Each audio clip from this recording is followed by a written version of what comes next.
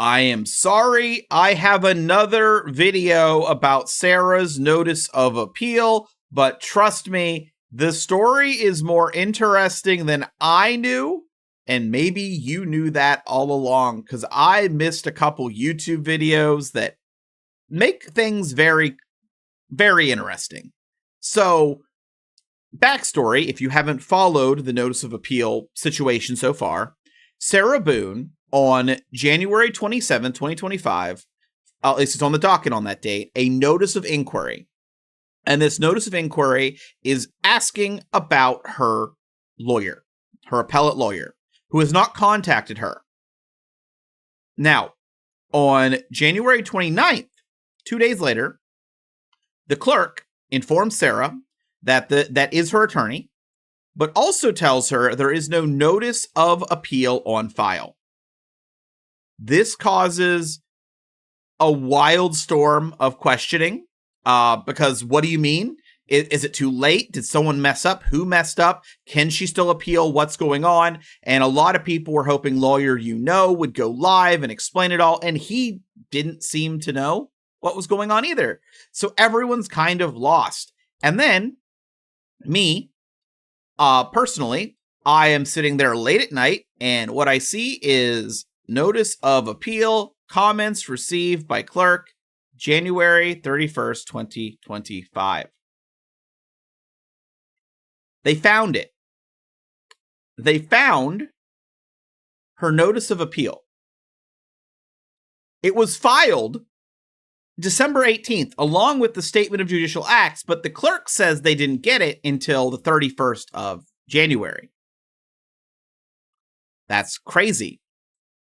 This also happens to match the time that Sarah Boone was transferred to the actual prison, where she will quite possibly spend the rest of her life. So we are, at this point, in a situation where Sarah Boone, the last thing she might have received before being sent to this prison with a terrible history for the rest of her life, was a notification from the clerk that her notice of appeal wasn't even filed.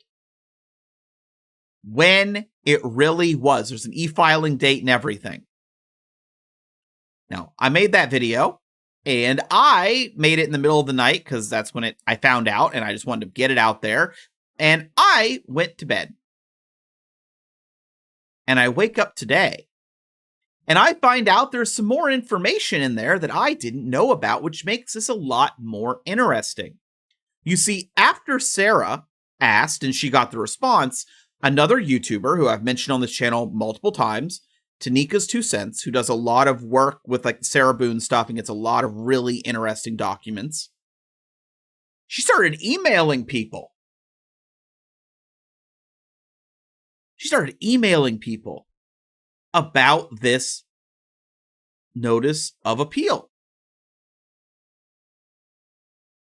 And then it suddenly appears. Did her investigation asking about it trigger them finding it? Them finding the error?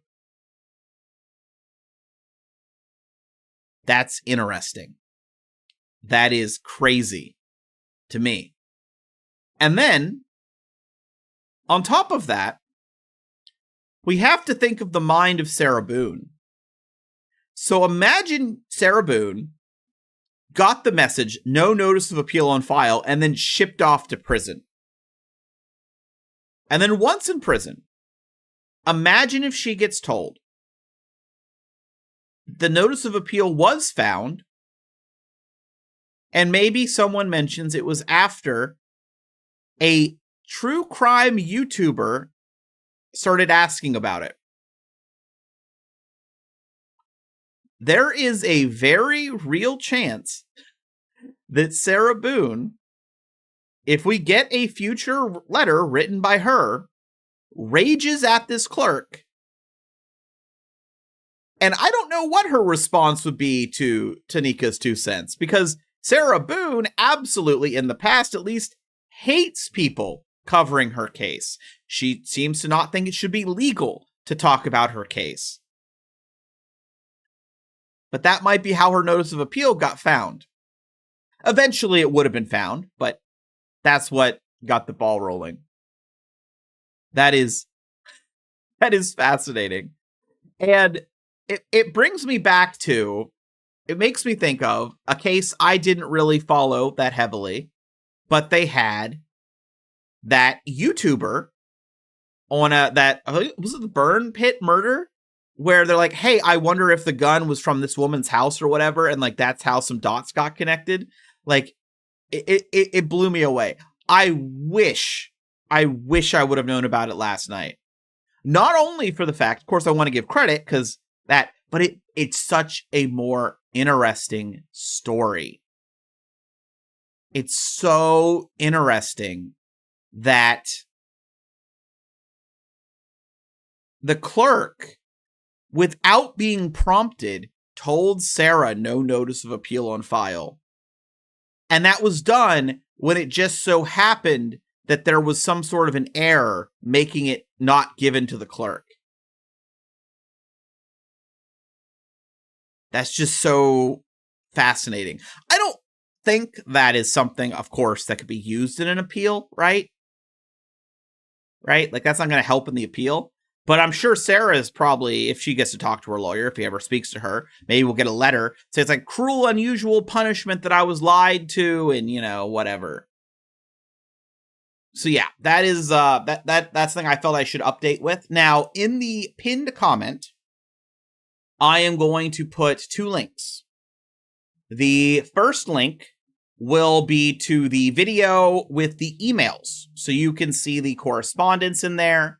And I also noticed, and I haven't watched the second one all the way through, I also noticed there is a live stream where Tanika's 2 cents, I believe, beat me to the fact that the notice of appeal was there.